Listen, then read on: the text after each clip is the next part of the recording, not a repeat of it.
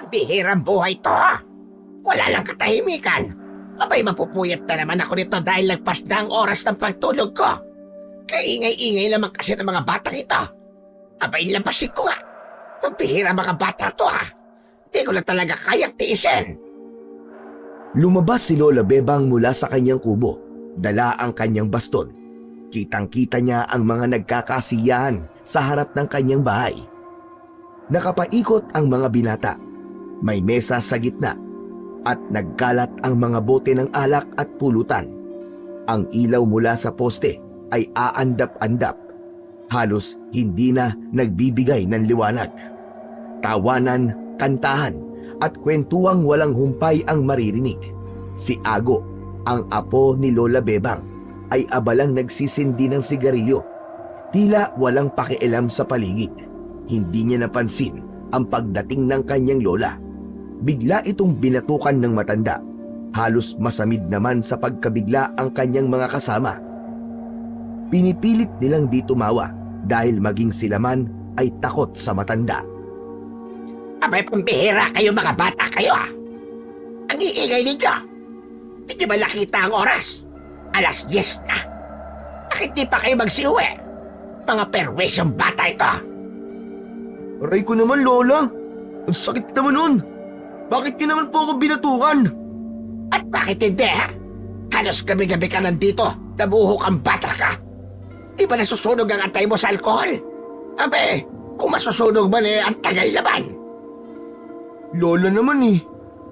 Sa sinasabi niyo yan parang gusto niyo na ako mamatay ah. Aba, ako ba ang may gustong mamatay? Ako ba ang nagsabing maging lasinggero ka? Hala, sige. Tama na yan. Tigilan ang pag-inom-inom na yan.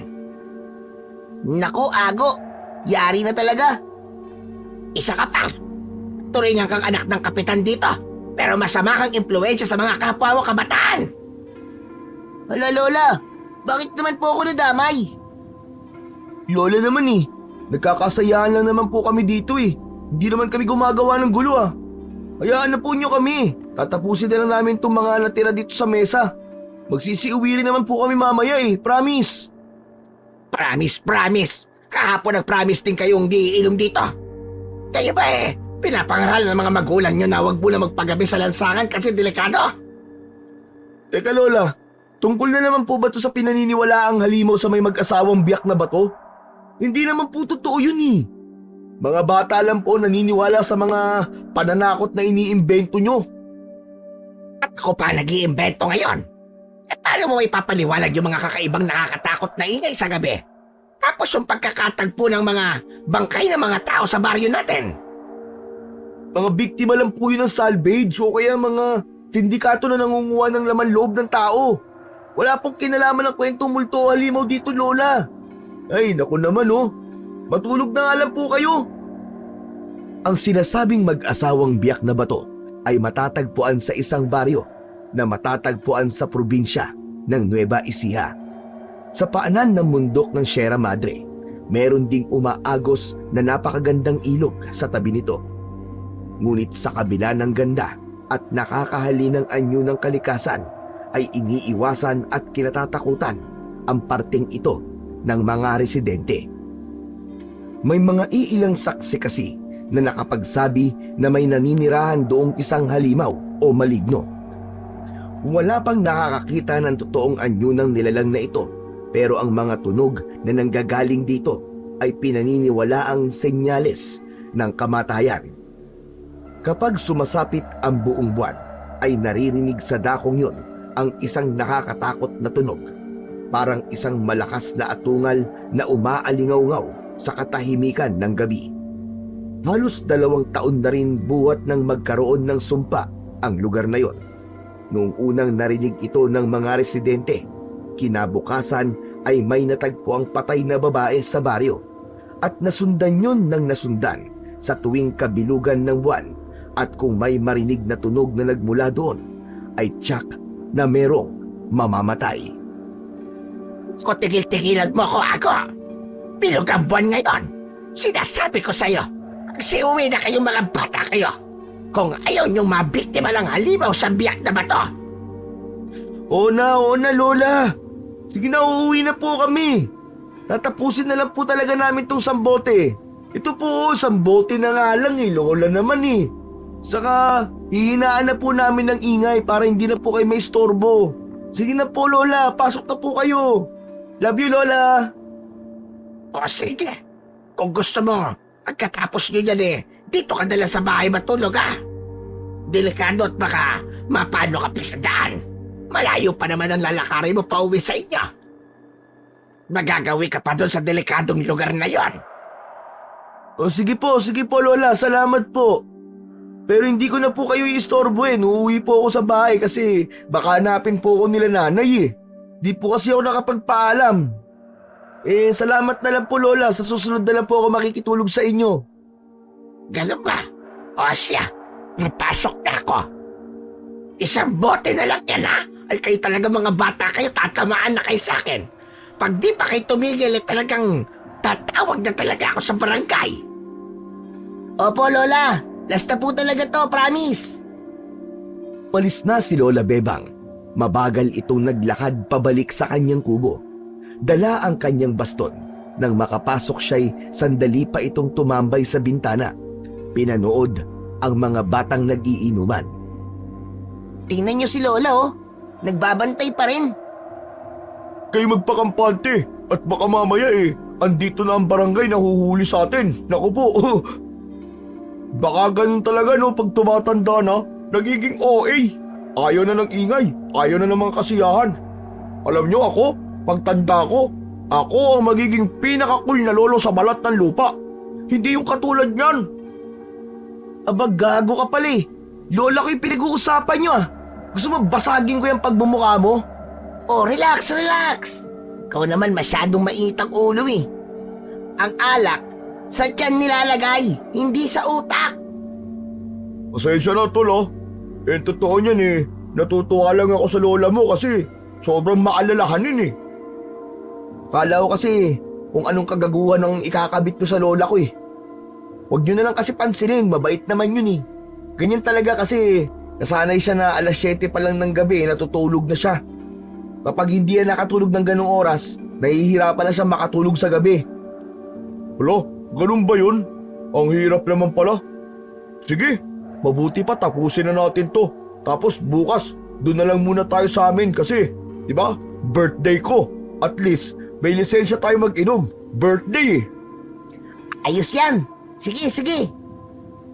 Halos 30 minuto din ang itinagal ng kanilang pag-iinuman matapos silang sitahin ni Lola Bebang. At dahil tapos na, unti-unting inayos ng grupo ang kanilang mga nagamit na bote ng alak at nagsimula na silang magpaalam sa isa't isa. O paano? Bukas naman ulit Sigurado ba kayong ayaw na ninyo? Abay, may budget pa tayo. Pwede pa tayong dumalawa. Naku, tama na. At baka sa pagbabalik ni Lola Bebang, may kasama ng mga tanod na kakaladkad sa ating pauwi. Tama. May bukas pa naman Maaga pa lang magsimula na tayo para solve at walang mabibitin. Kaya nga, bukas alas 4 sa bahay. May regalo kayo Bakit? Ano bang gusto mong regalo, pare? Di pulutan. Sandali lang. Bakit parang ibang pulutan yata nasa isip ko? Gusto na atang magpabinyag ng pare ko Bakit hindi? 21 na yata ako bukas. Ha? Ibig sabihin, hindi ka pala bibinyagan? Aba, daig ka pa pala nitong si Augusto.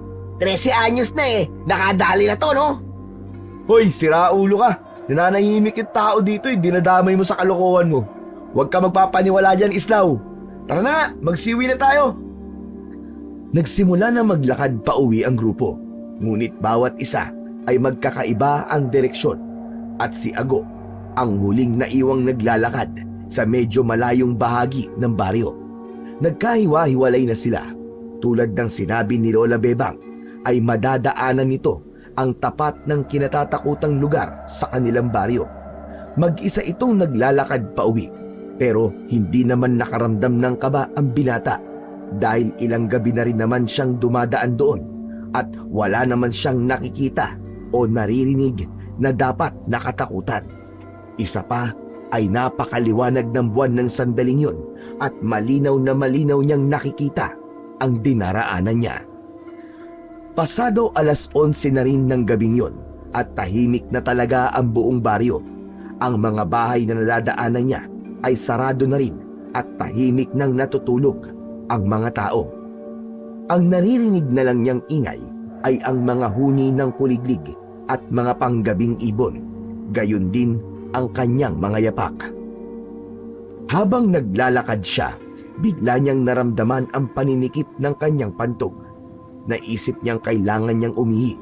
Sakto namang nasa tapat siya ng kinatatakutang lugar, ang biyak na bato na ayon sa mga kwento'y pinagmumulan ng tunog ng kamatayan.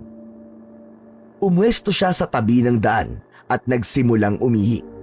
Habang ginagawa yon, bigla niyang narinig ang isang malakas na sigaw mula sa loob ng kuweba sa biyak na bato. Agad siyang nanlamig at napatigil.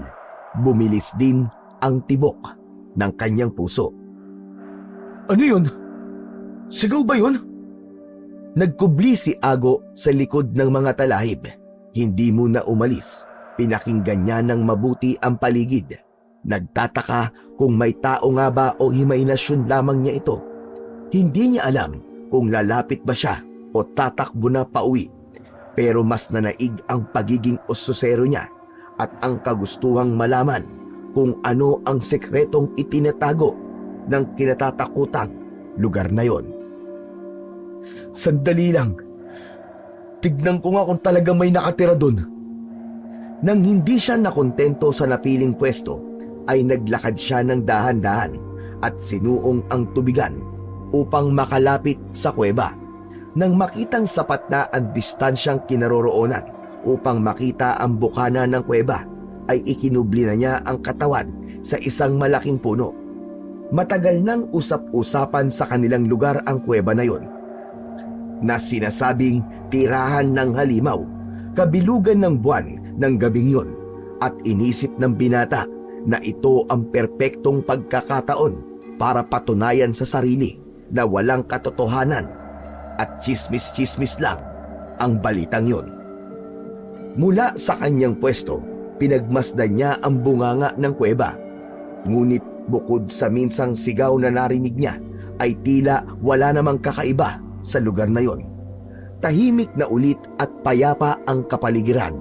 Habang nakatago sa dilim, sinusubukan niyang silipin ang loob ng kuweba.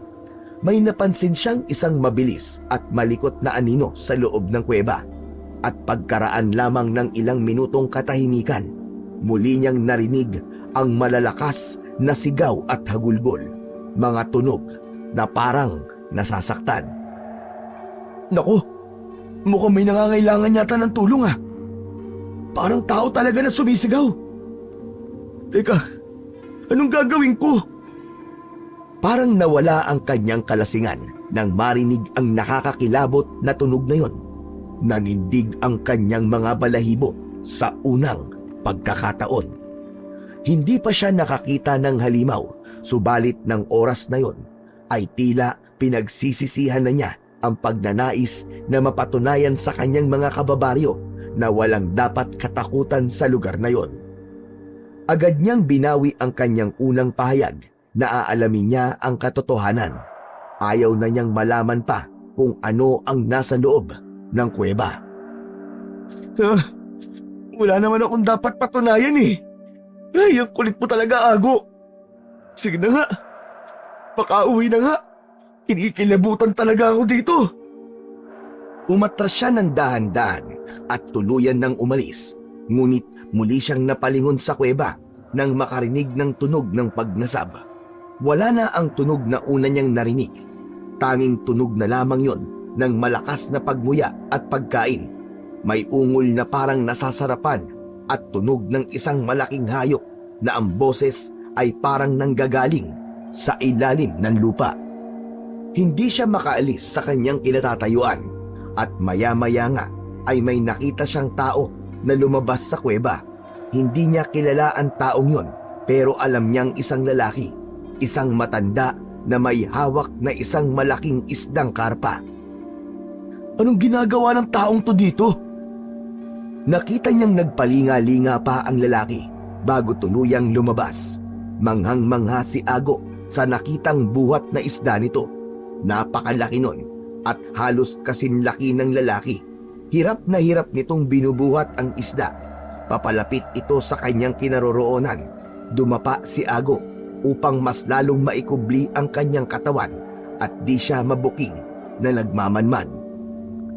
Pagkatapos na mailabas ng lalaking yon ang hawak, ay basta na lamang niyang iniwan ito sa batuhan sa tabi ng ilog. Tuluyan ng kinain ng dilim ang matanda nang magawi sa parteng kagubatan. Pataas sa bundok ng Sierra Madre, nilapitan ni Ago ang isdang yon. Balak sana niyang kunin dahil tamang-tama masarap na gawing pulutan. Pero naamoy niya ang kakaibang lansa at baho nito, kaya kalaunay hindi na rin niya pinag-interesan. Kinabukasan, dinalaw ni Ago ang kanyang lola Bebang at agad na ikinuwento ang mga nasaksihan niya sa kuweba. Totoo, Lola. Lumapit po ako dun sa kuweba kasi may narinig po akong sigaw. Gusto ko talagang alamin yung nangyayari sa loob eh. Kaso, pinangunahan po ako ng takot. Biglang napaantanda ng krus si Lola Bebang at sabay binatukan ng malakas ang apo. Nang maiproseso ang lahat, kitang-kita sa mukha ng matanda ang labis na pag-aalala. Ngunit may kasabay na galit para sa ginawa ng kanyang apo. Anong sinabi mo? Pumunta ka sa biyak na bato. Opo, Lola. Antigas talaga ng ulo mong bata ka. Hindi ka marunong makinig sa mga babala. Hindi ba't pinagsabihan na kita kagabi na dito na lamang matulog sa bahay para hindi ka mapahamak? Tapos pumunta ka pa talaga sa malapit doon. Aba, anong nasa isip mo? Nagsisiraan ka na ba ng ulo? Gusto ko lang naman po sana, Lola, na patunayan po sa mga tao na wala naman dapat nakatakutan sa lugar na yun eh. Ayon! Sa ugali mong ganyan, na gusto pa laging pamida, diyan ka mapapahamak. Leche ka talagang bata ka. Lola naman eh. Anong lola naman? Bakit naman kasi kailangan mong mapatunayan? Alam mo naman na mulat sa pulpa, hindi maniniwala sa mga kwento mo ang mga kababaryo natin. Alam mo ba kung bakit? Kasi lasinggero ka, basagulero at isang pilosopo. Kaya nga di na po ako nagtuloy na alamin kung saan nanggagaling yung ingay eh. Mabuti kung ganon. Pero lumapit ka pa rin. Paano ko napahamak ka doon? Paano na? Sige nga, sabihin mo sa akin. Hindi ko naman po akalaing totoo talaga eh. Akala ko po panakot lang talaga yun ng mga matatandang hindi marunong magpanty ay este. Aray! Lola, aray ko naman eh. O sige, ituloy mo sasabihin mo. Muli, isang malakas na batok ang natanggap ng binata sa kanyang lola. Natatawa si Ago habang nakikitang tila unti-unting umuusok ang ilong ng kanyang lola at ang panlalaki ng mata nito dahil sa tindi ng inis at pagkapikon sa kanya. Kung nadisgrasya ka, kung nahuli ka lang halimaw doon, di mo ba naisip kung ano ang mararamdaman ng mama mo kung ikaw ay wala na? Sige, pairalin mo yung katigasan ng ulo mo. Sinasabi ko sa iyo, Ago, tigilan mo na yung pagiging sunog baga at tatay mo. Tigilan mo na yung pag-inom-inom ng kasama yung mga barkada mong pulpol. Pasensya na po, Lola. Hindi ko na po ulitin. Natakot din naman po ako kagabi. Huwag mo nang balakin pang bumalik doon, ha? Kung gusto pang mabuhay ng matagal, nakinig ka sa akin. Ay, siya nga po pala, Lola. Kagabi po may nakita po ako matanda na lumabas galing po dun sa kuweba. Posible bang tao talaga ang nakatira doon at hindi po isang halimaw? Anong sinabi ba? May tao sa kuweba? Abay, imposible naman yata yun na po. Paano may magagawing tao doon? Halos 10 oras na ng gabi nang natapos kayo mag-inom. Yun nga rin po ang iniisip ko kagabi pa, Lola eh. Hindi ako nakatulog sa kakaisip kung ano ang ginagawa ng matandang yun sa kuweba. Sigurado ka ba dyan, Apo? Nag-iimbento ka na naman ng kwento, ha? Ang bihira naman, oo. Alam niyo namang di ko magagawa magsinungaling sa inyo, Lola eh. Posible kayang yung matandang lalaking yun? Siya po yung halimaw? Hindi halimaw lang naman ang tao kung siya ay isang Ano po, Lola? Ano po? aswang. Aswang po? Pero Lola, mukha naman po siyang ordinaryong tao lang eh. Isang matandang lalaki po. Hindi naman po siya mukhang halimaw o aswang eh. Apo, wag kang paluloko sa itsura. Hindi lahat ng halimaw ay may pangit at nakakatakot na anyo. Ang aswang ay tao din, lalo na sa umaga. Pwedeng makahalubilo natin. Pero kapag nakaramdam ng gutom, doon sila nagiging totoo sa kanilang tunay na anyo. Lola, paano ko malalaman kung totoo ngang aswang yung matanda? Mahirap matukoy, pero may mga palatandaan, Apo. Mahirap makita yon ng mga ordinaryong tao lamang. Kailangan may sapat kang kakayahan. Halimbawa, kayang tukuyin ito ng mga albularyo o kaya naman mga antingero. Ganun po pala yun. Talagang dapat sa mga panahong to, huwag basta-basta magtitiwala eh. Pasado 3:00 na nang maisipan ng binata na umalis na sa kubo ng kanyang lola at hanapin ang kanyang mga kabarkada. Naisip niyang unang puntahan muna si Islaw dahil baka naroon na rin ang ilan sa kanilang mga makakainuman. Ngunit habang naglalakad siya papunta doon, ay napansin niyang nagkukumpulan ang mga tao sa isang dating abandonado at lumang kubo. Lumapit siya doon at tiningnan kung ano ang pinagkakaguluhan ng mga tao. Uy, ano bang meron? Ba't ang daming tao dito? May bagong albularyo. Nanggagamot. Ayan o. Di mo ba nakikita? Nangihilot siya. Aba, ayos pala dito ah. May libreng palabas. Aba, bastos ka. Umalis ka na nga dito. Walang po ang mga pilosopo dito. Ang sungit mo naman.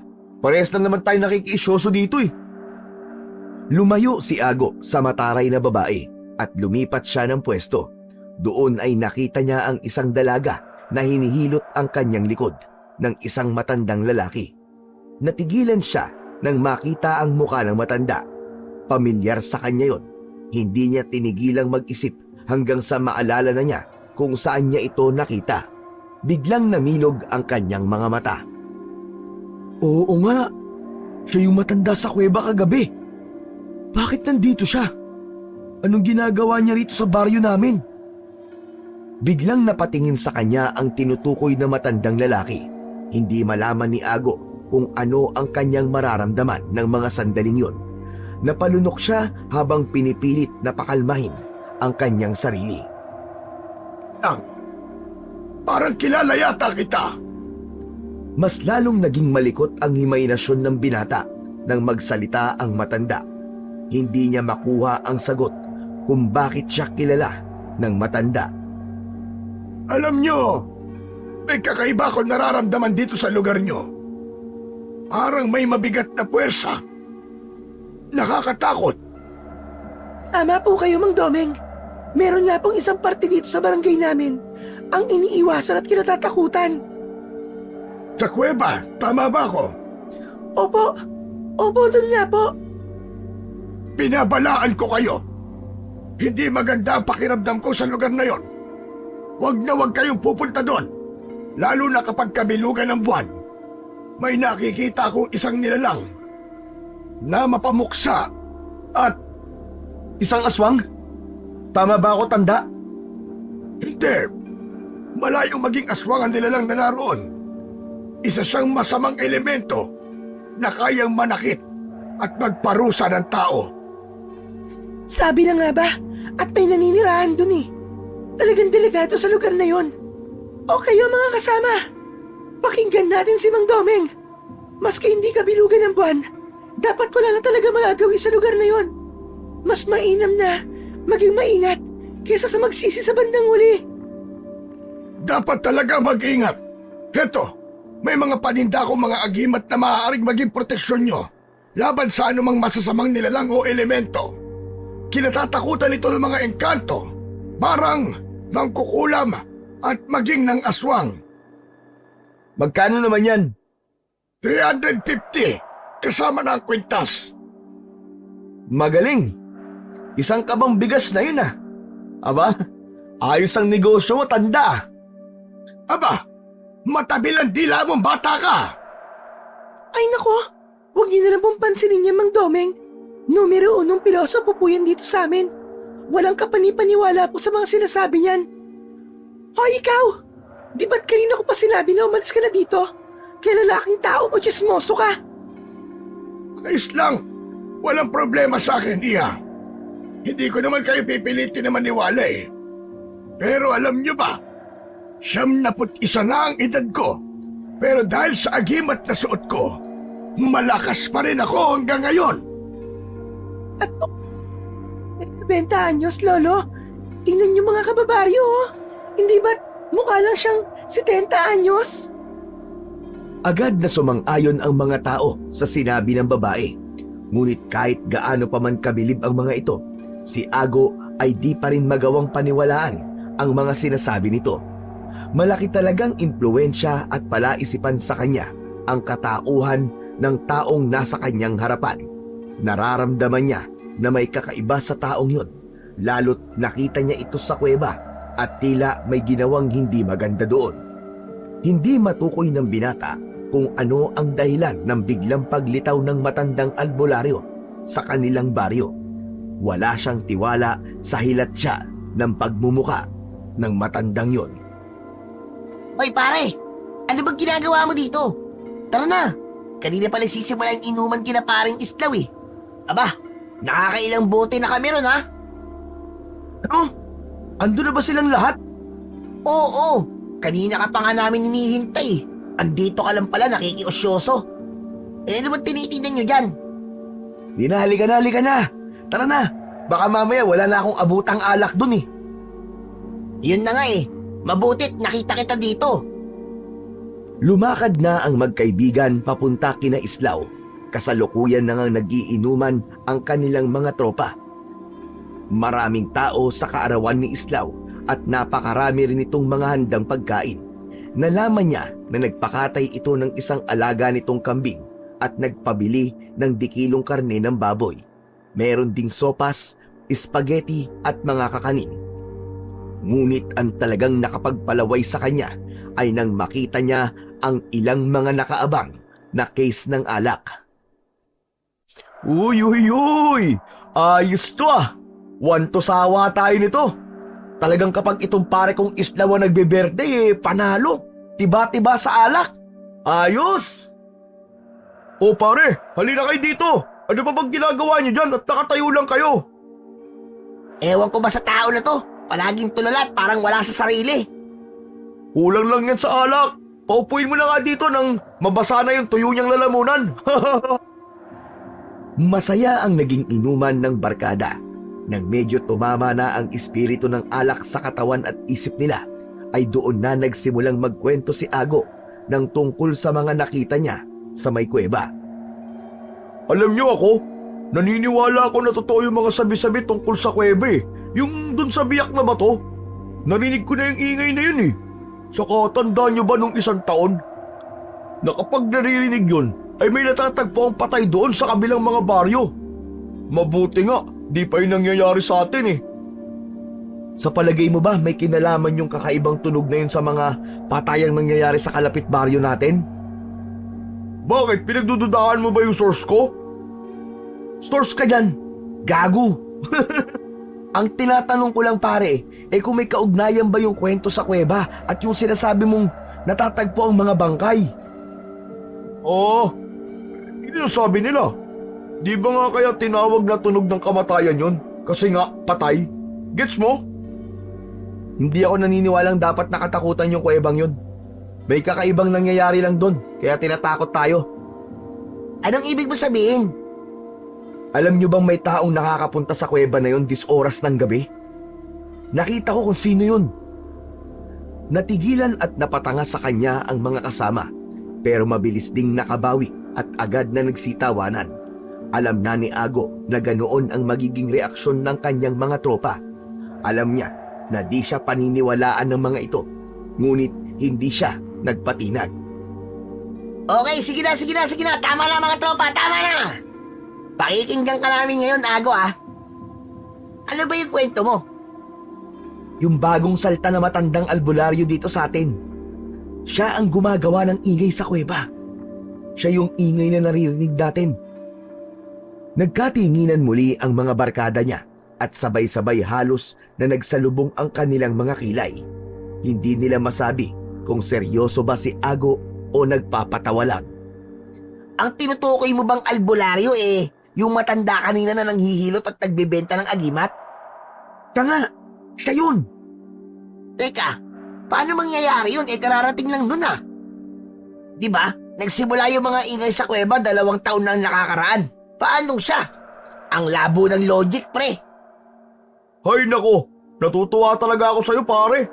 Ang galing mo talagang gumawa ng kwento. Pwede kang scriptwriter ah.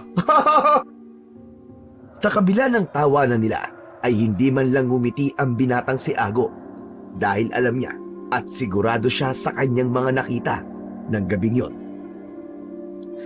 Sinasabi ko sa inyo, huwag na kayo magpapauto sa lalaking yun. May agenda ang matandang yun dito kaya narito siya. Pero totoong sinasabi ko sa inyo, siya talaga yung nakita ko sa kuweba kagabi. At kung ano man ang pinaplano niyang masama dito, humanda siya dahil hindi ko siya papayagan. Sa palagay ko, kulang ka lang sa espiritu ng alak eh. Dali, shot pa more! Oo, tama nga si Islaw. Iinom mo na lang yan. Saka pre, huwag mo na ulit sasabihin yan sa ibang tao ah. At sigurado akong wala din namang maniniwala sa'yo. Baka pag-isipan ka pala, nababaliw ka na. Tsaka pare, ang mahirap nun, baka mamaya makarating sa matandang yun ang sinasabi mo. Baka magkaroon ka ng mas malaking problema. Tayong kaibigan lang naman yun, pre. Bakit? Porkit lasinggero at piloso po ako, ayaw nyo na akong paniwalaan? Grabe naman kayo sa akin. Ikaw naman, ang bilis mo naman magtampo eh. Alam mo kasi pare, kung gagawa ng magandang bagay dito matandang yon, natitiyak namin na mas paniniwalaan ng tao ang kasinungalingan ng matanda kaysa sa'yo na talagang nagsasabi ng totoo. Kung totoo man yung sinasabi mo ha?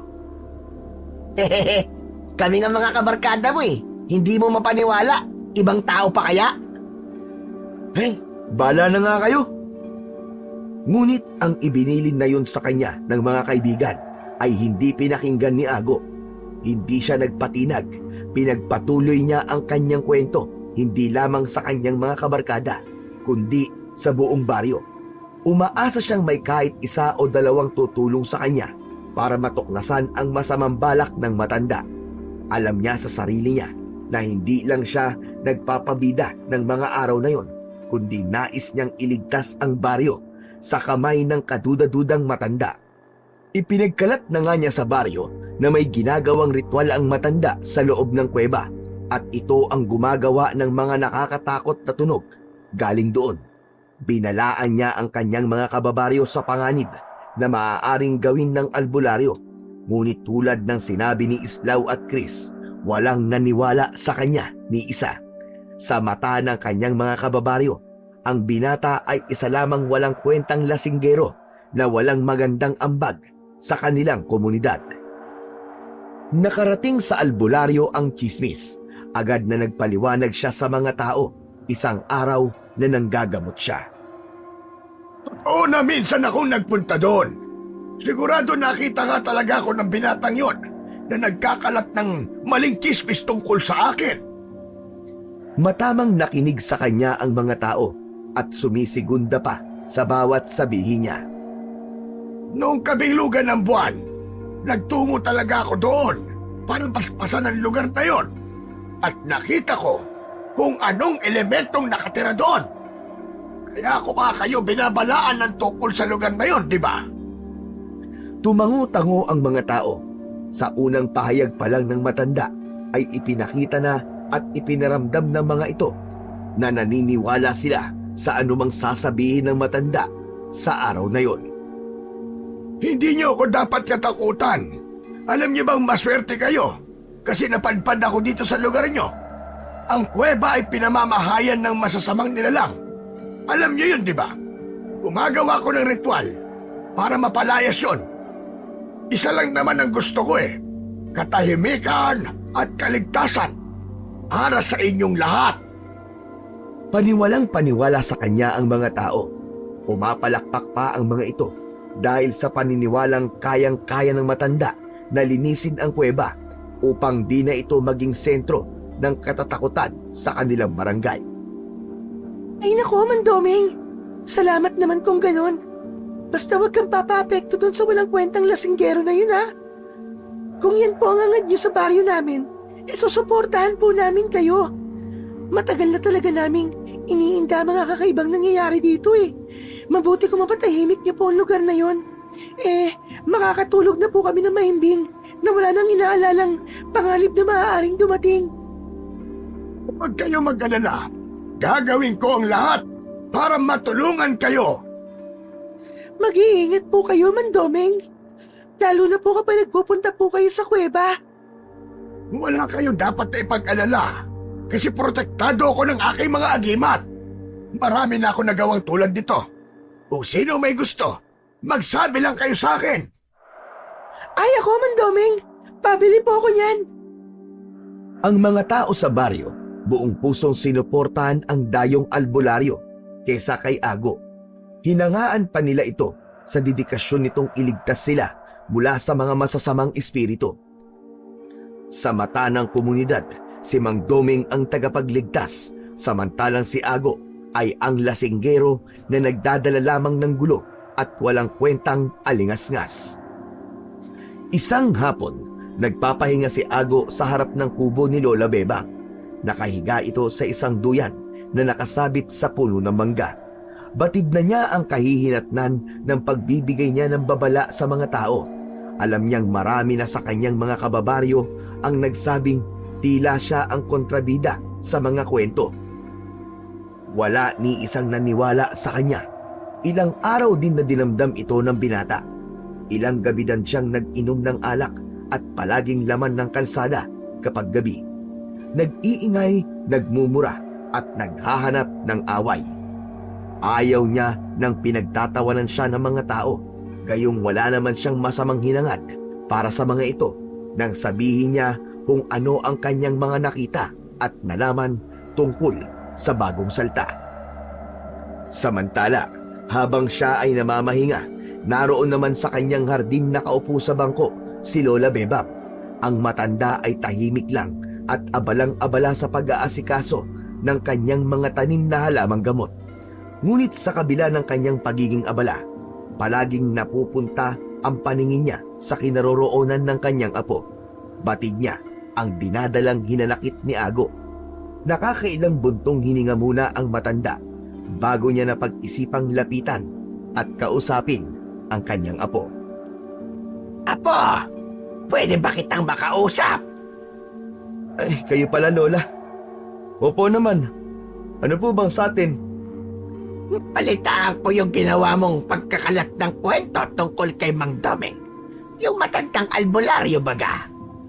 Ano bang iniisip mo noon at nagawa mo yon, Apo? Di ko po alam eh. Sana nga, Lola, hindi na lang ako nagsalita. Sana hindi na lang ako nagkwento kung kani-kanino. Sana hindi na lang po ako nakialam. Nakakainis nga po eh. Para din naman sa mga tao yung ginagawa ko, pero tingnan nyo kung ano ang ginawa nila. Pinagtatawalan lang nila ako at kung ano-ano pa ang pinagsasabi tungkol sa akin. Bihira naman buhay to. Sinabi ko lang naman kung ano talaga nakita ko para mag-ingat sila eh. Binalaan ko lang naman sila. Ago, hindi tama ang ginawa mo. Pati ba naman kayo, Lola? Dapat hindi mo yun sinabi. Hindi mo dapat yung pinagkalap. Dahil hindi porket pinagdududahan mo yung tao, ay tama na nagawin mo yon. Kahit pa sabihin nating mabuti ang intensyon mo. Minsan may mga laban na kapag hindi para sa atin, wag na tayong makikisali. Naiintindihan mo ba ako, Apo? Sige na ho. Baliwalain na lang natin. Paano po kung tama ako? Paano kung totoong delikadong tao talaga yung matandang yun? Paano kung siya talaga yung sinungaling at nagpapakalat ng katatakutan dito? Paano kung aswang siya? Alam kong gusto mo lang na protektahan ng mga tao. Pero iba ang pagtulong sa paggawa ng gulo, Apo. Sa mga sinabi mo sa kanila, may napatunayan ka ba? Abay wala naman, hindi ba? Ang ginawa mo, naglalasing ka, naghahanap ng gulo para ano? Para pilitin sila o takutin? Para ikaw ang paniwalaan? Gusto ko lang naman talagang makatulong, Lola eh. Alam ko, Apo. Pero ito tatandaan mo. Sa pagtulong, kailangan mo ng tamang diskarte. Hindi mo kailangan maging bida para mapansin. Kung talagang gusto mo makatulong dito sa barangay natin, abay magbago ka. Tigilan mo na mga pag-iinom-inom. Pakinig ka sa akin, Apo. Matanda na ako. At hindi ako maghahangad ng makakasama sa iyo. Sensya ka na po, Lola. Pinagsisisihan ko na po yung ginawa ko. Promise, di na po ako gagawa ng anumang gulo. Ay salamat naman kung gano'n, Apo. Mas mainam ang gawa kesa sa salita. Ang huling salitang binitiwan ni Lola Bebang ay hindi na nakalimutan ni Ago. Kahit nakauwi na siya, ay para niyang naririnig pa rin yun ng paulit-ulit. Hanggang sa bigla niyang naisip na tila may ipinapahiwatig sa kanya ang kanyang lola. Kailangan ng gawa, hindi puro salita. Magmula noon ay nagplano ang binata ng mga susunod niyang gagawin. Nagbase na din siya sa mga dati pang kwento tungkol sa kinatatakutang tunog ng kamatayan. Napag-alaman niyang nangyayari lamang yon kapag sumasapit ang bilog na buwan. Kaya naman pinaghandaan niya ng mabuti ang araw na yon. Ang mga tao naman simula nang dumating ang albularyo ay naging kampante na. Maging sa oras ng gabi, malakas ang pananalig nila sa agimat ng albularyo, kaya hindi na sila natatakot sa banta ng kinatatakutang halimaw sa biyak na bato. Ang mga dating gawi, katulad ng maaagang pagsasara ng kanilang mga bahay at ang pagsasaboy ng asin at pagsasabit ng bawang, ay hindi na rin nila ginagawa. Dahil ayon kay Mang Doming ay wala daw yung bisa sa mga engkanto. Tanging ang agimat lang niya ang may kakayahang magpalayo sa mga ito. Dumating ang araw ng pagbilog ng buwan. Ginawa ng binata ang kanyang pangako na aalamin na niya ang buong katotohanan. Bumalik siya sa dating pinagtataguan at doon ay matyagang naghintay at dinaig pa ang tanod sa pagbabantay. Makailang beses siyang naghikap, sinubok ang kanyang antok, ngunit determinado siyang ipagpatuloy ang kanyang misyon. Sa kanyang bulsa ay may dala siyang ilang piraso ng kalamansi. Ito ang kanyang pampagising. Sinugatan niya ng maliit ang kanyang palad at pinapatakan ito ng kalamansi sa tuwing siya ay aantukin. Ilang oras pa ang nagdaan. Doon, unti-unting nagkaroon ng kabuluhan ang kanyang ginagawa. Nakita niyang paparating ang matanda. Tulad ng kanyang inaasahan, tinungo ng albularyo ang kuweba sa biyak na bato. Malikot ang ulo ng matanda at tila nakikiramdam sa paligid. Biglang napaigtad ang binata nang magawi sa direksyon niya ang paningin ng matanda. Agad siyang yumuko at itinago ang sarili sa mga damo. Mabuti na lamang, sa muli niyang pagsilip ay hindi na nakatingin ang matanda. Nang masigurado ng dayo na walang sino man ang nasa paligid, ay pumasok na ito sa loob ng kuweba.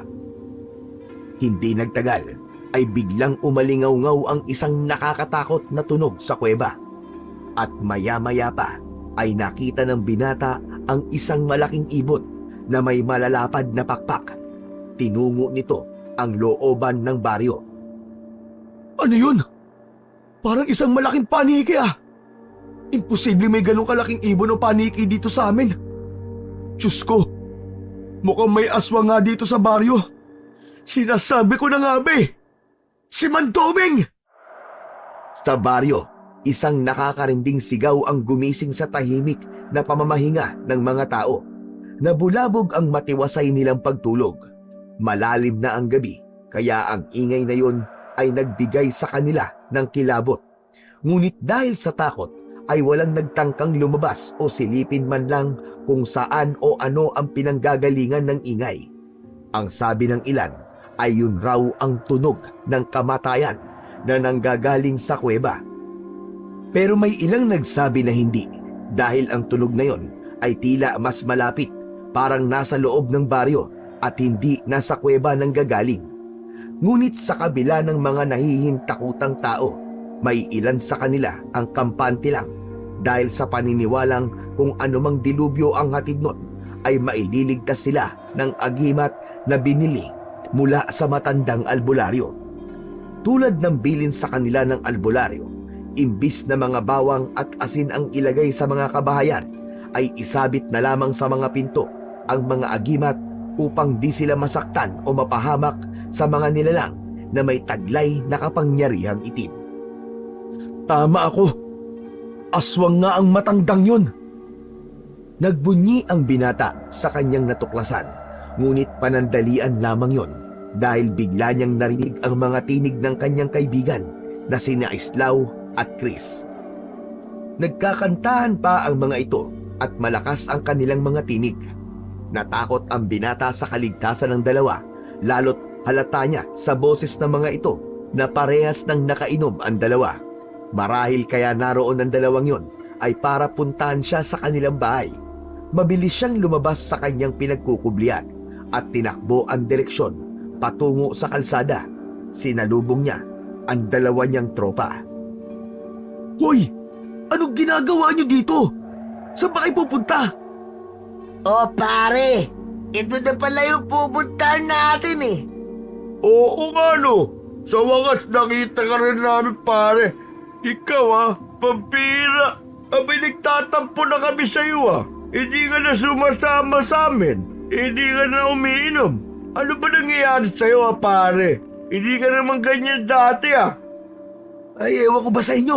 Mamaya ako na ipapaliwanag. Halina kayo, magtago tayo. Ikaw ang sabi ka nga sa amin ng totoo. Iniiwasan mo ba kami? Palagi ka na lang wala sa inuman Lagi na lang kami ni Chris ang umiinom. Oo na, sige na. Mamaya lakas yan. Inom tayo. Di tara na. Sumama ka na sa amin. Inuman tayo. Namimiss ka na namin Hindi ako pwedeng sumama ngayon. Baka kung ano pang mangyari sa atin Huwag na kayo maglakad dito. Delikado na. Kailangan na natin magtago ngayon Magtago? Bakit tayo magtatago? Wala naman tayong utang Anong utang? Basta! Mamaya ako na ipapaliwanag. O teka, saan mo ba kami dadalhin? Papuntahin sa biyak na bato Bakit natatakot ka? Ako? Matatakot? Si Chris? Aba, hoy, lasinggero lang ako, pero hindi ako duwag. O pues, patunayan mo. Ito talaga si Chris Masyado nervyoso Kunwari ka pang hindi takot naihi ka na nga sa salawal mo. Bakit ka ba tatakot? Napaalis na nga ng albularyo yung halimaw na nakatira doon. Gusto nyo doon pa tayo sa loob ng kuweba mag-inuman Nagkakamali kayo. Hindi umalis yung halimaw dyan. Dahil yung halimaw, yun yung albularyo. Isa siyang aswang. Nakita ko. Sa sinabing yun ni Ago, ay biglang nagkatinginan sina Chris at Islao. Ngunit imbis na matakot, ay bigla silang nagtawanan ng malakas. Hindi mapigil ni Ago ang dalawa at mas lalo pang nag-ingay. Lalong lumakas ang kaba at natakot si Ago, lalo't alam niyang anumang oras ay magbabalik ang aswang sa kuweba. Tama na! Ano ba? Tara na nga! Mamaya na yung tawanan at bidahan nyo! Marahimik na kayo! Huwag kayong maingay kung gusto nyo pang mabuhay! Ano? Tahimik sabi! Tumahimik naman ang dalawa nang makitang seryoso na ang kaibigan nila sa sinasabi nito. Wala silang nagawa kundi ang titigan si Ago habang nagtatanong ang kanilang mga mata. Sinunod nila si Ago. Nagkubli sila sa damuhan sa madilim na bahagi ng kakahuyan. Maya-maya pa ay bigla silang nakarinig ng malakas na pagaspas ng pakpak. Ano yun? Huwag kang maingay, sabi. Manood ka lang. Dahan-dahan nilang sinilip mula sa kanilang kinaroroonan ang kuweba at nakita nilang pumasok doon ang isang kakaiba at napakalaking paniki. Nanlaki ang mga mata nila nang makitang may hawak itong tao. Walang malay, sugatan at walang kalaban-laban. Nang tuluyan nang makapasok sa kuweba ang nilalang na yon, nagsimulang marinig muli sa buong baryo ang kakaibang tunog na matagal nang kinatatakutan ng mga residente. Ang tunog ng kamatayan. Dahil tahimik ang gabi, ay rinig na rinig dito ang umaalingaw-ngaw na sigaw at iyak ng isang tao. Napayakap bigla si Islaw kay Chris nang dahil sa takot. Pare, kababaryo ba natin yung bitbit tong halimaw? Aswang yun, pare. Aswang! Anak ng, bakit magkakaroon ng aswang dito? Yung tunog na naririnig natin at kinatatakutan, hindi pala tunog ng halimaw yon, kundi boses ng mga nagiging biktima niya. Tama ka. Pero huwag ka na muna maingay at baka marinig tayo. Pare, parang nasusuka yata ako. Naku po, utang na loob. Pigilan mo muna yan, Chris. Mamamatay tayo dito pag ginawa mo yan. Hindi ko na kayang pigilan eh. Blah! Putik, ibalik mo yan! Ibalik mo! Natigilan silang muli nang marinig na tumahimik na sa loob ng kuweba. Ngunit pagkatapos nun ay may kakaiba ulit na ingay na nanggagaling doon. Tunog ng pagnasab. Dinig na dinig nila ang nagkikisngisang ngipin at pagdurog ng mga buto. Malakas ang pagmuya nito ng pagkain, umuungol sa sarap ng nilalantakang karne. Nanginig si Ago. Pakiramdam niya ng mga oras na yon ay wala siyang silbi. Pilit na nagsusumiksik sa kanyang isip na dapat sana tinulungan nila ang kanilang kababaryo, na kailangan nilang kumilos, pero masakit sa kanya na tanggapin wala silang alam kung paano pumuksa ng aswang. Napaiyak na lamang si Ago sa kanyang pwesto. Tumahimik na ulit ang paligid. Muling nakiramdam ang mga binata. Si Islaw at Chris biglang nahimasmasan at nawala ang espiritu ng alak dahil sa kanilang nakita at natuklasan. Huminga ng malalim si Ago bago dahan-dahang sumilip ulit muli sa kanilang pinagtataguan. Nakita nilang papalabas na noon ang matandang binabantayan. Tulad ng dati, nakita niya itong may bitbit na malaking isda. Hirap na hirap itong buhatin ng kanyang payat na katawan. Nang makarating ang matanda sa may batuan, ay ibinagsak niya doon ang isda na parang walang halaga sa kanya. Hindi nagtagal, umalis siya na parang walang nangyari. Hindi pa rin makapaniwala ang tatlo sa kanilang nakita. Nakahinga lang ang tatlo nang tuluyan ng lamunin ng dilim ang albularyo. Tingnan natin kung ano nangyari sa kababaryo natin, dali! Anong plano mo? Sisilipin na natin ang kuweba. Kailangan natin malaman kung ano ang ginawa niya sa kababaryo natin. Ano? Seryoso ka ba dyan? Narinig mo naman yung kanina, di ba? Kinain na niya. Pinatay niya na yung biktima. Tara na! Umuwi na tayo! Akala ko ba hindi ka takot? Anong hindi? Takot na takot ako, pre. Nanginginig na ako sa takot eh. Tara na, Chris, uwi na tayo. Baka mamaya bumalik pa yung aswang dito at tayo pa ang kainin. Sandali lang! Ano ba kayong dalawa? Kailangan natin kumilos ngayon na. Baka buhay pa yung biktima eh. Kailangan natin siya tulungan. Eh paano kung bumalik yung aswang? Hindi biro kalaban yun. Paano kung tayo naman ang patayin niya? Kailangan natin sumilip dun sa kuweba. Kung gusto mo, ikaw na lang. Uuwi na kami. Ganon? Wala kayong malasakit? Gusto ko pa mabuhay, pare. Pasensya na. Bahala nga kayo. Umalis na nga ang dalawa at tinungo na ang kalsada pa uwi sa kanilang mga bahay. Naiwang mag-isa si Ago. Hindi niya maatid na umalis na lang nang di nakikita kung ano ang naging kalagayan ng kanilang kababaryo. Naaawa siya dito at umaasa siya na baka buhay pa at doon niya ito matulungan. Nilakasan niya ang kanyang loob at dahang-dahang lumapit sa kuweba. Agad siyang napatakip ng ilong nang maamoy ang nakakasuka at nakakasulasok na amoy ng pagkabulok sa bungad pa lang ng kuweba. Ngunit wala siyang nakita doon. Wala rin naman siyang nakitang anumang bagay o nilalang na dapat nakatakutan sa loob ng kuweba. Wala roon ang aswang maliban sa kakaibang amot. Isang ordinaryong kuweba lamang, ang kuweba sa biyak na bato.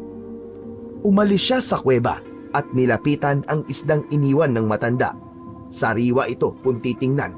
Malinaw pa ang mga mata at kumikislap ang kaliskis kapag tinatamaan ng sinag ng buwan. Ngunit ng kanyang hawakan ay napansin niyang malambot ito at parang nalasog sa loob. Makinis din ang kanyang nahahaplos, taliwas sa pakiramdam kapag ang hinahawakan ay kaliskis ng isda.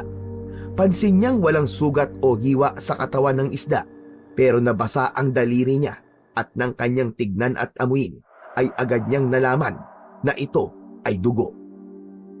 Ginagawa mo dito, binata? Napatigil si Ago sa pag-inspeksyon sa isda. Bigla siyang nakaramdam ng panlalamig nang marinig ang tinig na yon sa kanyang likuran. Dahan-dahan siyang lumingon at tumambad sa kanyang paningin si Mang Doming. Bumilis ang tibok ng kanyang puso. Pakiramdam niya ay natuyo ang kanyang lalamunan at hindi niya magawang magsalita. Hindi siya makagalaw. Mabigat ang kanyang mga paa na tila idinidikit ng lupa sa kinatatayuan niya.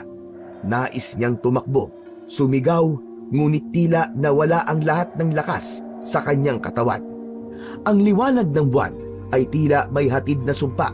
Dahil nang tumama ang sinag sa mukha ng matanda, ay nakita niyang nagbago ang itsura ng matanda.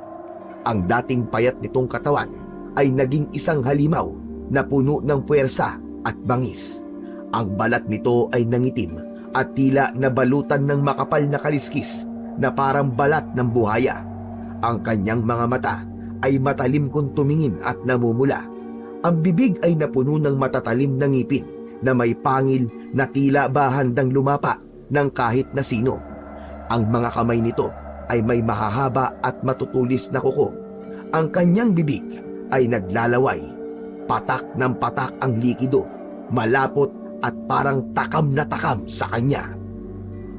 Bigla itong yumuko at mula sa posisyong yon ay nakita niya ang biglang paglitaw ng umbok sa kanyang likod na nagdudugtong sa malalaking pakpak na mistulang sa paniki o ibon sa gabi. Ang mga ito ay nakabuka na, malapad at puno ng butas-butas na balat. Biglang umungol ito na parang nasasaktan. Dahan-dahang huminga si Ago at nang magkaroon siya ng sapat na tapang, ay agad siyang tumakbo ng mabilis at desperadong makatakas sa tiyak na kamatayan. Ramdam niya ang pagkasugat ng kanyang mga paa sa matutulis na bato sa ilog, ngunit hindi niya yon inalintana. Nagpatuloy siya sa pagtakbo habang abala pa ang aswang sa kanyang pagbabago ng anyo. Hindi ka makakatakas sa akin, binata! Ngunit hindi bumitaw si Ago. Tumakbo siya ng mabilis. Tanging nasa isip niya ay ang makalayo at makaligtas, at upang makapagbigay din siya ng babala sa kanyang mga kababaryo. Maya-maya pa ay narinig na niya ang malakas na pagaspas ng pakpak. Anak na tetengo! Napakabilis naman niyang mag-transform! Hindi siya tumigil sa pagtakbo. Nang makita niya na ang liwanag ng mga ilaw sa baryo, ay medyo nakahinga siya ng maluwag. Mabilis niyang tinuntun ang daan papunta sa bahay ng kanyang Lola Bebang. Pinili niya doon dahil mas hamak na mas malapit kung doon muna siya uuwi kaysa sa kanilang bahay. Lumingon pa siya para tiyaking hindi siya nasundan ng aswang.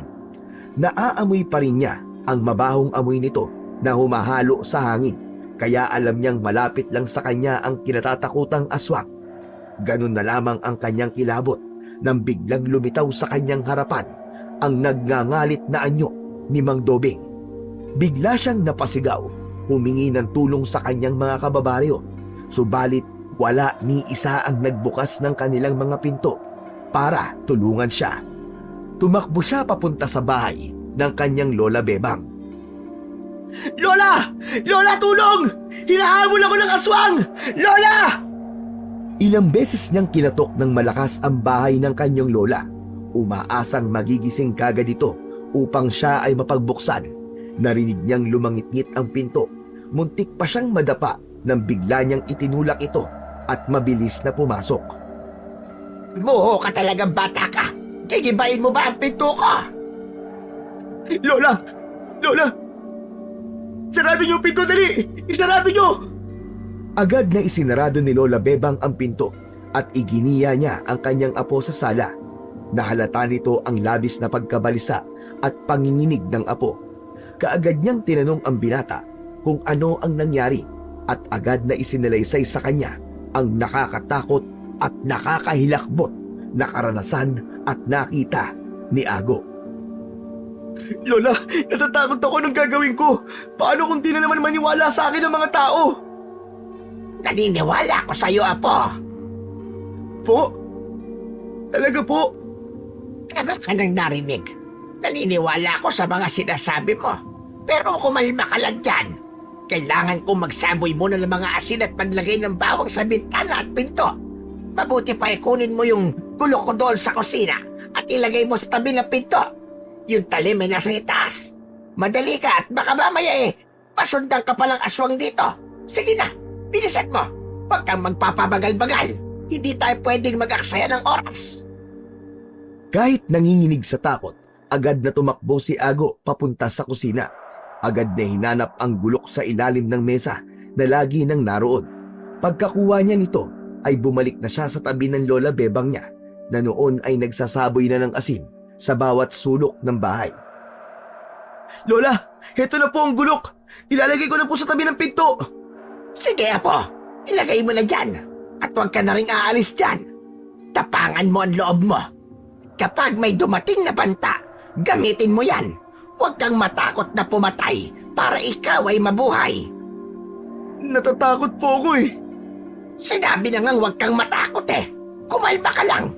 Kailangan mong maging matapang dahil hindi natin alam kung gaano kalakas ang aswang. Kaya mas mabuti na maging handa tayo at huwag magpadala sa takot. Nanginginig pa rin si Ago pero sinunod niya ang bilin ng kanyang lola. Inilagay niya ang gulok sa tabi ng pinto. Biglang narinig nila ang pagaspas ng pakpak sa labas ng bahay, kasabay ng biglaang pagpasok ng masangsang na amoy. Nagkakaingay na rin ang mga hayop sa paligid at ang mga aso ay walang tigil sa kanilang mga pag-alulong. Lola, nandito na po yata siya. Naririnig niyo po ba? Tumango ang matanda. Ang malakas na pagaspas ay tila umiikot sa kanilang bahay. Dinig nila na parang may higanting ibon na lumilipad sa itaas ng kanilang bubong. Mas lalo pang nadagdagan ang kilabot nang biglang may kumalabog sa bubong ng kubo ni Lola Bebang. Parang may nagwawalang nilalang sa itaas noon at nais nitong sirain ang bubong para makapasok. Umusal ng isang dasal ang matandang babae at mabilis na kinuha ang krusitiho sa altar. Leche kang aswang ka! Ano bang kailangan mo at ginagambala mo ako? Natutulog ang tao! Sinisira mo pa ang bahay ko! Walang tugon mula sa labas, bagkus ay narinig nilang muli ang malakas na pagaspas ng pakpak. Minura ng minura ito ni Lola Bebang at sinabi niyang kung hindi pa ito titigil, ay sasabihin ito ang tunay na pagkatao ng aswang. Pagkasabi nun, ay tumahimik na ang paligid. Wala na po ba, Lola? Abay, ewan ko. Sana nga umalis na ang damuhong demonyong yon. Yung mga mura ko paubos na Malapit na rin ako maihi sa palda ko. Pero hindi pa pala tapos ang katatakutan ng mga oras na yon. Biglang may kumatok sa pinto, malakas at sunod-sunod. Parang galit na galit kung sino man ang nasa labas. Tao po! Tao po! Hindi yun sinagot ng dalawa. Bagkus ay hinawakan na ng maigpit ni Ago ang gulok at naghanda kung sakali mang may mangyayaring hindi maganda. Hindi rin nila ito pinagbuksan. Nakiusap ang taong nasa labas na nais daw nitong makausap ang binata dahil nais nitong magpaliwanag. Ngunit nanatiling walang imik ang dalawa at kapwa nagpapakiramdaman. Narinig ni Ago ang kanyang lola na umusal ng isang dasal at bumuga ito ng hangin patungo sa pinto. Kasunod nun ay narinig na nila ang mga yabag na papalayo. Kilala ka ba ng taong yon, Apo? Hindi po ako sigurado, Lola eh. Anong gagawin natin? Sa di inaasahang pagkakataon ay muli niyang natikman ang malakas na pagbatok sa kanya ng kanyang lola. Aray ko naman, Lola! Bakit na naman po kayo nang babatok? Ikaw ang tigas din talaga ng ulo mo, eh, no? Hindi ba't sinabi ko na sa'yong huwag na huwag ka nang babalik doon sa biyak na bato? Paano na ngayon yan? Mukhang nakilala ka niya, kaya sinundan ka dito. Kaya mo ba siyang harapin bukas? Lola, hindi ko po kaya eh. Natatakot po ako sa kanya. Isa po siyang kampo ng demonyo. Mabuti pa niyan eh. Dito ka na lang muna sa bahay matulog. Sigurado ako na tatanuran ka ng aswang at aabangan ka niyan sa daan. Mas ligtas ka dito, Apo. Opo, Lola. Kinabukasan, maagang nagising ang binata at habang naglalakad dito pauwi sa kanilang bahay, ay nakita niya ang dalawang kaibigan na patungo sa daang kanyang tinatahak. Ganon din ang iba nilang kabarangay. Hoy! Saan ba kayo pupunta at bakit kayo nagmamadali? Pre, may natagpo ang bangkay sa may ilog! Nakisabay na siya sa mga kaibigan papunta doon. Nakita nila ang bangkay ng kababata nilang si Osang na halos tira-tira na lamang. Puno ng kagat ang katawan nito at lamog na lamog. Sa nakitang yon ay di na napigilan ng binata na masuka, lalo na't naisip niya yung isda kagabi na hinahawak-hawakan niya. Tapos ay naalala din niya yung una na nagka-interes siyang kunin ang isdang bitbit ng matanda para gawing pulutan. Napaatras ang binata nang makitang papalapit sa umpukan ang matandang dayo. Muli itong nagpasikat sa karamihan ng mga tao. Binali nito ang paniniwala nilang aswang ang may kagagawan ng pagpatay na yon. Masamang elemento na naninirahan sa kuweba ang nakikita kong may gawa nito. Hindi pa talaga siya umaalis sa lugar na ito. Sandali lang ho. Di ba sabi niyo po sa amin palalayasin niyo na ho ang elemento na yan. Ang sabi niyo po malakas kayo at kayang-kaya po yun ang kapangyarihan niyo. Kaya ko nga, pero kailangan ko ng konting oras. Masyadong palabanan nila lang na yon. Abay, nakakatakot naman. Kawawa naman ang ising na yon. Tanging si Osang na nga lamang ang kasama niya sa buhay. Hindi makapunta dito ang pobre dahil nasa banig ng karamdaman. Ganun ba? Kawawa nga. Mga kababaryo, kailangan nating magtulungan upang hindi na muling sumalakay ang masamang elemento na yan. Bago sumapit ang bilog na buwan, kailangan nating magbigay ng alay sa lugar na ito. Mga buhay na hayop na maaari niyang gawing pamalit kung sakali siya'y magutom. Sinungaling talaga tumatandang to. Ang galing gumawa ng kwento. Huwag ka nang maingay. Baka marinig ka niya. Nakakabwisit yung hayop na yan.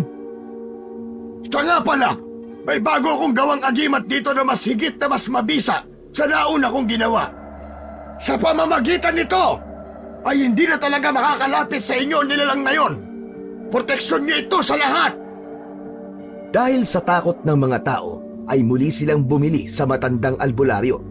Nakatayo lang ang tatlong binata at hindi sila nakisali sa mga nagkakagulong tao. Kayo mga iyo, hindi ba kayo bibili sa paninda ko? Gusto niyo bang mapahamak? Hindi ko kailangan yung anting-anting.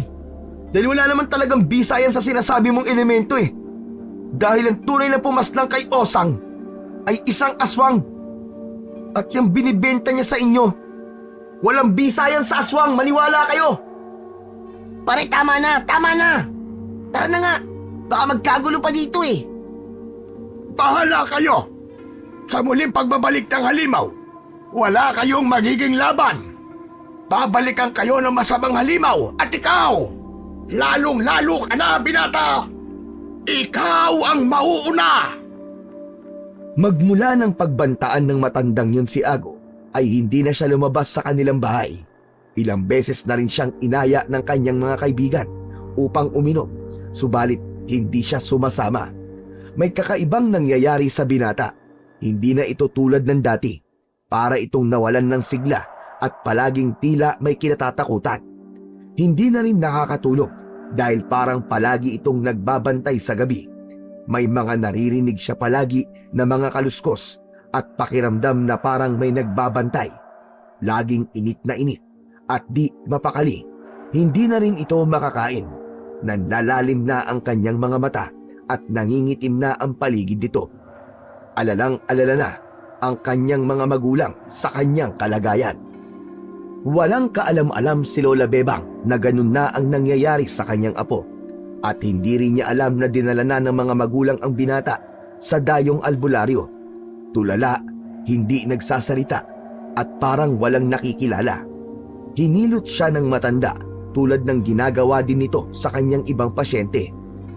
Nang matapos ay kumuha ito ng tubig at inorasyonan ng albularyo at dinuraan ang tubig, saka ito ipinainom kay Ago.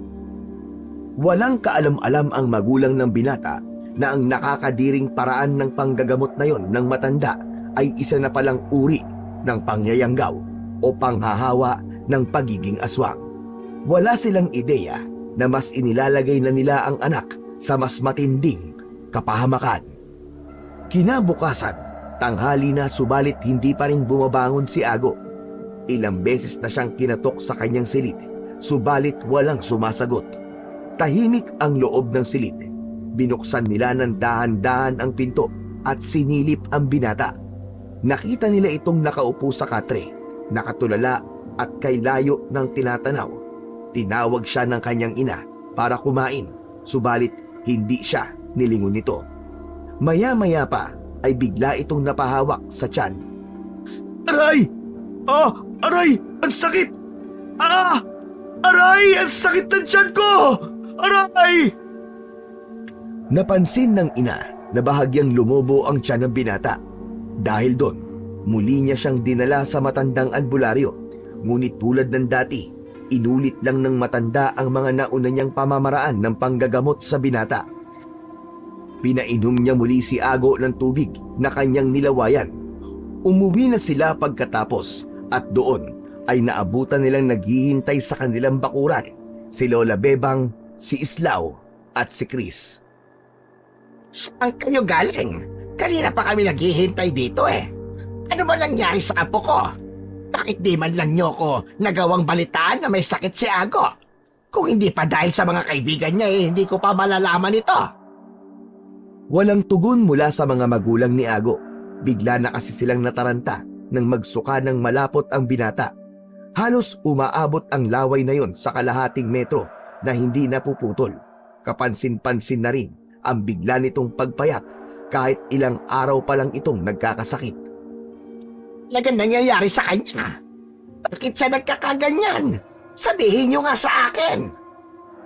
Agad ikinuwento ng ginang kung ano ang mga pinagdaanan ng binata. Ganun na lamang ang panlalaki ng mga mata ni Lola Bebang. Nang sabihin dito ang tungkol sa pagpapagamot nila sa albularyo. Abot-abot ang galit nito sa kanyang anak. Mas lalong natuliro ang mag-asawa nang sabihin na ng matanda ang tunay na dahilan kung bakit nagkakaganon si Ago. Yang mga nakikita natin na yan ay senyales na nayanggaw na ang batang yan.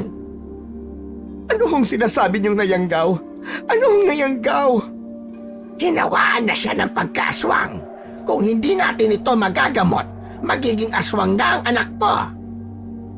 Magiging katulad yun na yung matandang albularyo? Alam niyo din pala. Nakita po namin, Lola. Kasama po kami ni Ago nung huling kabilugan ng buwan. Nakita namin na pumasok sa kuweba yung matanda tapos may lumabas po na napakalaking ibon mula po sa loob ng kuweba.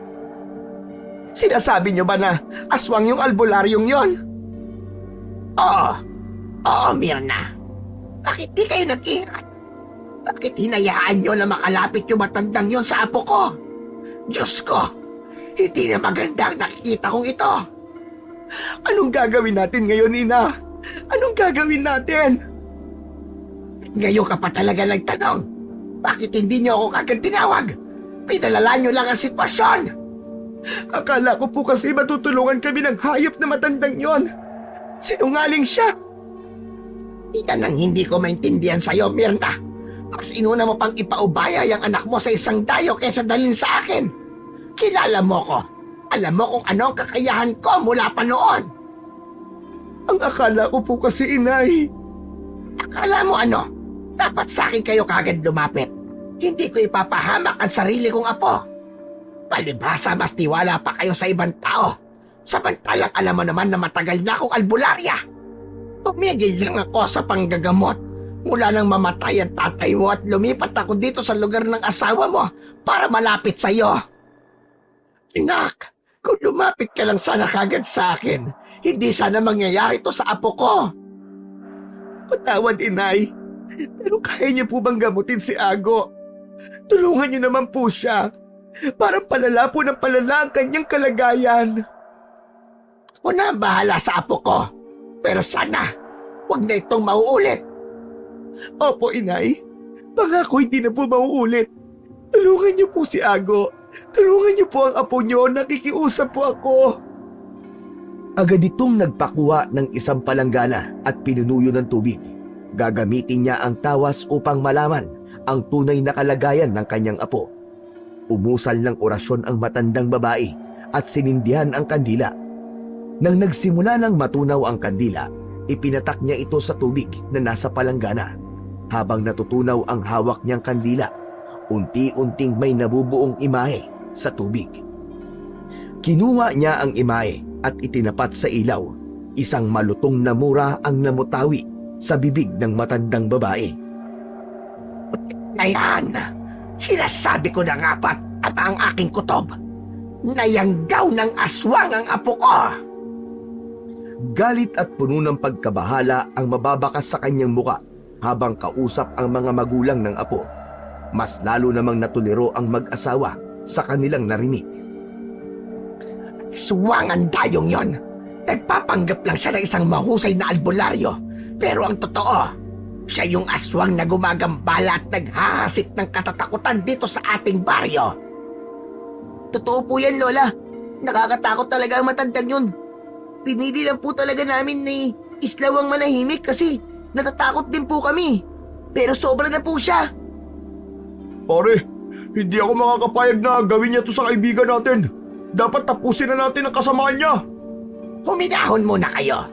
Hindi natin masusolusyonan ang problemang ito gamit ang dahas. Kailangan natin dito ay talino at diskarte. Pero bago natin pag-isipan ang makipaglaban sa hayop na yon, kailangan muna nating mailigtas ang kaibigan nyo. Hindi pwedeng patagalin ito. Kapag lumaki ang sisiw na pispis sa kanyang tiyan, hindi na natin mapipigilan ang pagiging aswang ni Ago. Diyos ko, ang anak ko! Anak ko! Inabot na ng gabi ang panggagamot sa binatang si Ago. Walang kaalam-alam ang mga taga-baryo tungkol sa tunay na kalagayan nito. Tila mas nagustuhan pa nga nila na hindi na nila naririnig ang ingay nito sa tuwing nalalasing. Samantala, habang isinasagawa ni Lola Bebang ang suob sa kanyang apo, may naaamoy silang nakakasulasok na amoy. Lumabas si Islaw at nagmatsyag sa paligid. Hinahanap kung saan nanggagaling ang mabahong amoy na yon. Nakarinig siya ng kaluskos mula sa itaas ng puno at doon tumambad sa kanya ang isang nilalang na may malaking pakpak. Itim na itim ito at nakabaliktad tulad ng isang paniki. Ngunit nang titigan ito ni Islaw, nakita niyang may muka itong kawangis ng sa tao. Mapulang-mapula ang mga mata nito at diretsyong nakatingin sa kanya. Parang humiwalay ang kaluluwa ni Islaw sa kanyang katawan nang dahil sa nakita. Agad siyang pumasok sa bahay at isinara ang lahat ng mga pinto at bintana. May aswang! May aswang! Nandito na ang aswang! Nagkatinginan ang lahat ng nasa loob ng bahay. Ramdam nila ang takot sa kasalukuyang sitwasyon. Si Lola Bebang, bagamat medyo sanay na sa mga ganitong bagay, ay napatigil sandali at nag-isip. Tumayo siya at mahigpit na hinawakan ang gamit sa suob. Tulad ng dati, ay inutusan niya ang lahat na manatiling kalmado. Huwag kayong magpapanik. Mas lalong tatapang ang aswang kapag naramdaman niyang takot tayo. Nagsimulang umusal ng panibagong orasyon si Lola Bebang habang ipinagpapatuloy ang suob kay Ago. Nagsimula ng umusok ang suob. unti-unti na ring natutuyo ang mga halamang gamot na nakapatong sa nagbabagang uling. Ang usok na nagmumula rito ay itinapat nila kay Ago. Kasabay ng usok, pinainom din nila ang binata ng espesyal na langis na binasbasan noong Biyernes Santo. Maya-maya pa, biglang nagsuka si Ago. Laking gulat ng lahat nang mapansin nilang may lumalabas na maliliit na balahibo mula sa kanyang isinusuka. Nagsimulang magtayuan ang balahibo sa batok ni Lola Bebang nang makita ito. Huyan, inay! Kailangan nating magmadali. Yung itlog na ibinaon ng aswang kay Ago, nabisa na. Anumang oras ay magiging aswang na ng tuluyan ng aking apo. Uli ay pinainom ng matanda si Ago ng lana at inorasyonan. Nagwala ang binata na parang isang asong ulol at umaatungal na parabang nasasaktan. Habang nagsisisigaw sa sakit si Ago, ay biglang narinig nila ang malakas na kalabog sa bubong. Parang may malaking pakpak na nagwawasiwas at tila gustong pasukin ang bahay. Diyos ko! Anong gagawin natin? Chris, ano, handa ka na ba? Lola, sabihin mo lang at kami na lalaban sa hayop na aswang na yan. Tinitigan ni Lola Bebang si Islaw. Nakita niya sa mga mata nito ang determinasyon at tapang. Seryoso ito sa kanyang sinasabi. Huwag kayo mag-alala. Inorasyonan ko na at may mga pangotra na akong inilagay dito sa bahay nila. Hindi tayo basta-basta mapapasok ng aswang. Pagsabi nun, ay humugot ang matanda ng isang maliit na garapon mula sa kanyang bulsa. Binuksan niya ito at mabilis na inilagay sa lamesa. Islaw, kumuha ka ng apoy. Ito ang susunugin natin para mapalayas ang hayop na aswang na yan. Mabilis na kumilos si Islaw. Hinagilap niya ang posporo na palagi niyang ginagamit sa pagsisindi ng kanyang sigarilyo. Kumuha na rin siya ng plato, ayon na rin sa utos ng matanda. Doon ibinuhos ni Lola Bebang ang laman ng botelyang yon at kanyang sinindihan sa apoy. Nang magsimula itong umusok, narinig nila ang isang malakas na hiyaw mula sa labas ng kubo. Hindi pa tayo tapos. Sigurado ako na babalik pa yan. Pero kailangan na muna nating harapin si Ago bago mahuli ang lahat. Nang matuon ang atensyon nilang lahat kay Ago, nakita nilang patuloy pa rin ang pagsusuka nito at ang paglabas ng mabaho at malapot na laway. Ngunit ilang sandali pa, lumabas sa bibig nito ang isang maliit na inakay ng ibong pispis. Kaagad niyang tinapakan at dinurog ang ibon. Nawalan ng malay si Ago. Huwag kayong mag-alala. Ligtas na siya ngayon. Pero kailangan pa rin natin siyang bantayan dahil nagtatanod sa kanya ang aswang. Target niya talaga ang apo ko, hindi para gawing hapunan, kundi hawaan lamang. Alam ko na ang kilos ng aswang na yon. Patatagalin pa po ba natin to at hahayaan na manira dito manluloko matanda na yon? Perwisyo po siya dito sa baryo natin. At hindi po ako makakapayag na muli siyang manalakay at pumatay ng mga ating kababaryo.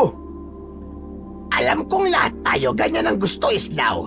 Pero kung sakali, meron bang maniniwala sa atin? Ano bang dapat nating gawin? Sabihin sa mga tao na palayasin ang tayo? Hindi sila maniniwala sa atin. Yung gera natin sa aswang, ngayon pa lang ang simula.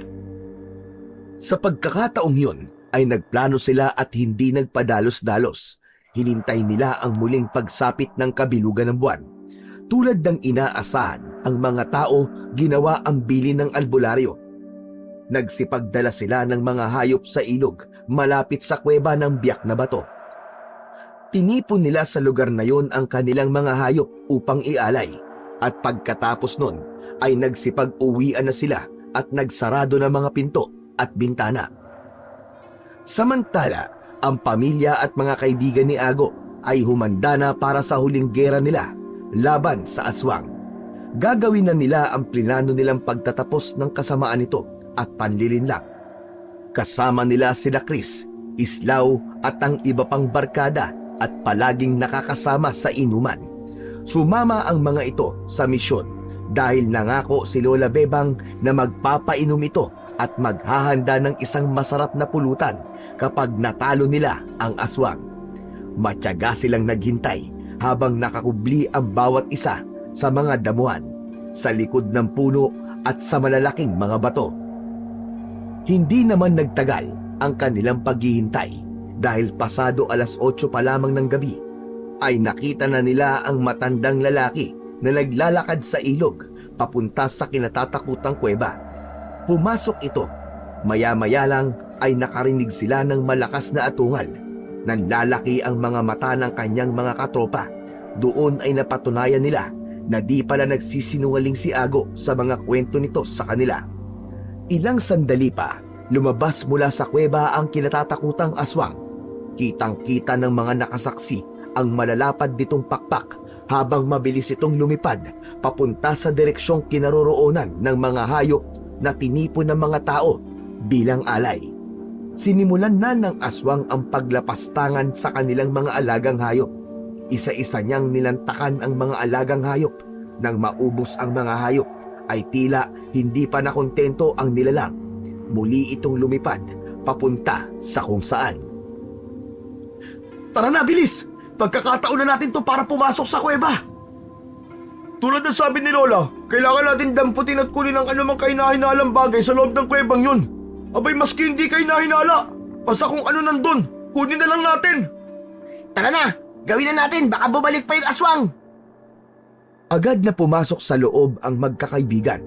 Pagpasok nila doon ay sumalubong sa kanila ang masangsang na amoy.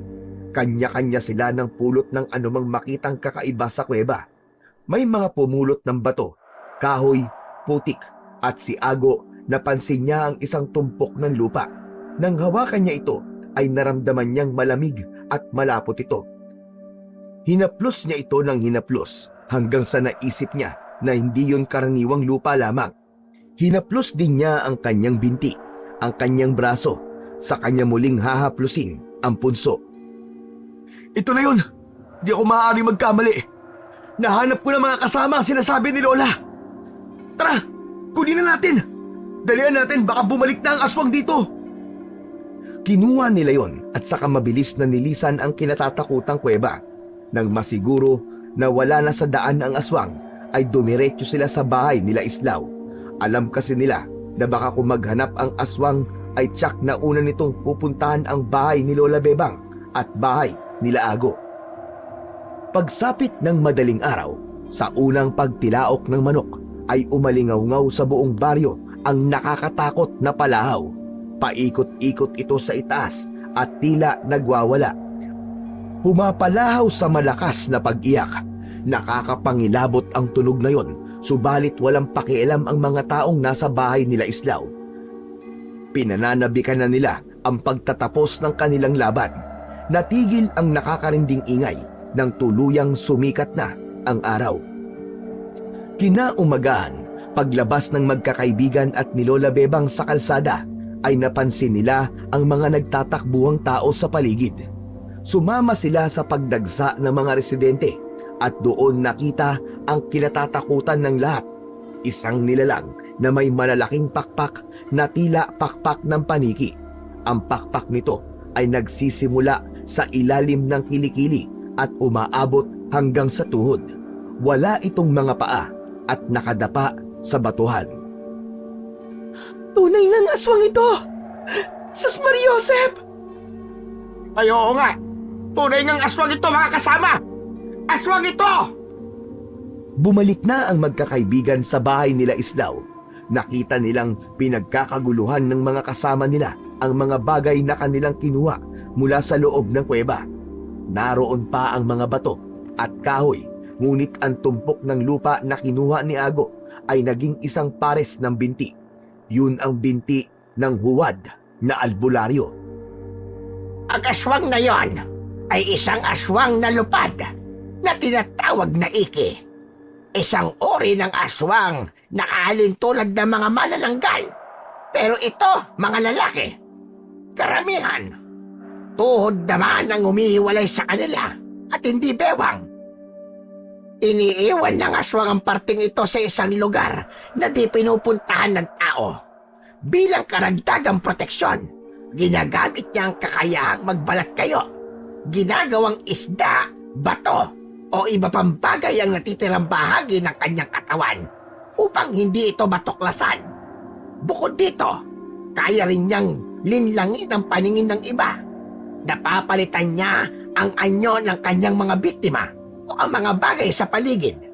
Subalit bumabalik lamang ang lahat sa orinal na anyo kapag sumikat na ang araw.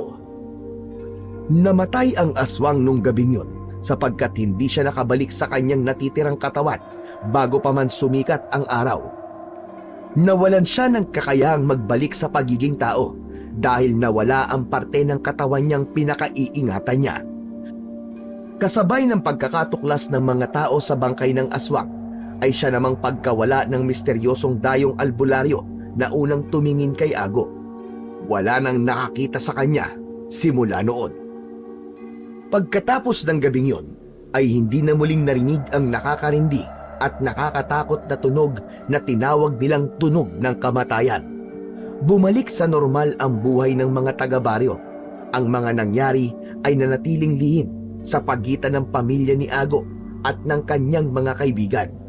Hindi na nalaman ng mga tao na ang kinaiinisan nilang pilosopong lasinggero ang nagpasimuno upang iligtas sila sa kamay ng manlulokong dayo.